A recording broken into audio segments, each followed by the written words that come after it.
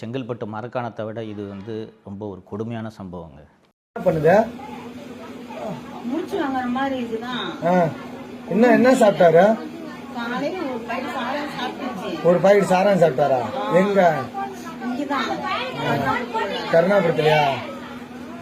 குடிச்சதுல இருந்து இப்படிதான் அப்படிதான் இருக்குங்களா? என்னென்ன பண்ணுது உங்களுக்கு? ஒண்ணுமே புரியலையா?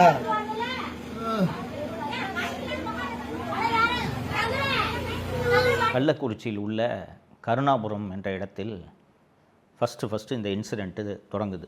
ஒருவர் மயங்கி விழுகிறார், மயங்கி விழுந்து இறந்து போகிறாரு. ஒரு கணவன் மனைவி உடம்பு சரியில்லைன்ட்டு ஹாஸ்பிட்டலுக்கு போகிறாங்க.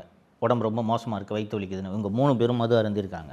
4 பேர் மருத்துவமனையில் அனுமதிக்கப்பட்டு இறந்து போகிறார்கள். அந்த பகுதியின் எம்எல்ஏவை பக்கத்தில் வைத்துக்கொண்டு கள்ளக்குறிச்சி மாவட்ட கலெக்டர் திரு ஷ்ரவன்குமார் ஜட்டாவத் என்பவர் இங்கே நடந்தது கள்ளச்சாராய சாவுகள் அல்ல, அந்த மாவட்டத்தின் எஸ்பி சமைசிங் மீனா என்ன காரணம்ன்ட்டு நாங்கள் புலனாய்வு பண்ணிக்கிட்டு இருக்கோம், நிச்சயமாக கள்ளச்சாராய சாவு அல்ல, அதை மட்டும் எங்களால் உறுதியாக சொல்ல முடியும் என்று பத்திரிகையாளர்களுக்கு பேட்டியளிக்கிறார்கள். குறிப்பாக இந்த தவறான செய்தி பற்றி விளக்கம் நம்ம கூடுதல் டீட்டெயில் விவரங்களுக்கு போனோம்னா அதில் ஒரு 3 டெத்து நடந்ததாக தவறான செய்தி வந்திருந்தது. இந்த 3 டெத்துமே நம்மளுடைய கள்ளக்குறிச்சி மெடிக்கல் காலேஜ் ஹாஸ்பிட்டலில் நடந்த இறக்கம் கிடையாது. அதில் பிரவீன் இருக்க ஒரு பையன் வயிற்று வலின்னு சொல்லி நேற்று மறுபடியும் குணமாயிட்டு வீட்டுக்கு போயிட்டாங்க.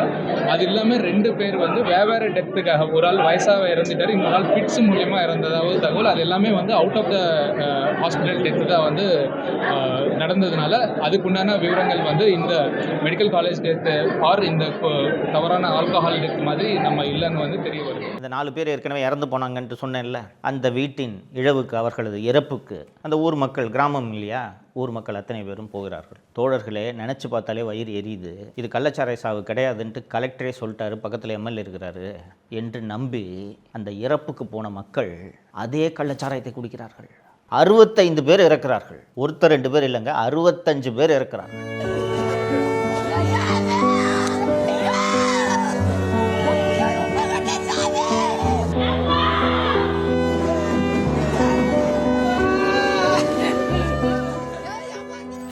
கள்ளச்சாராய சாவு நடக்கலாங்க. ஒரு நல்ல ஆட்சியாளர் மீண்டும் இந்த தப்பு நடக்காமல் கடுமையான நடவடிக்கை எடுத்திருந்தால் சம்மந்தப்பட்ட அதிகாரிகளை கைது செய்திருக்க வேண்டும். வெறுமனே கள்ளச்சாரம் விற்கிறவனை மட்டும் இல்லை, உனக்கு வேலையே கள்ளச்சாரத்தை தடுக்கிறதாண்டா, என்னடா பண்ணிக்கிட்டு இருந்த என்று சம்மந்தப்பட்ட காவல்துறை அதிகாரிகளை கைது செய்திருந்தால் கள்ளக்குறிச்சி 65 உயிர்களை காப்பாற்றியிருக்கலாமா இல்லையா? கூடுதலாக இன்னொரு தகவலை சொல்கிறேன்.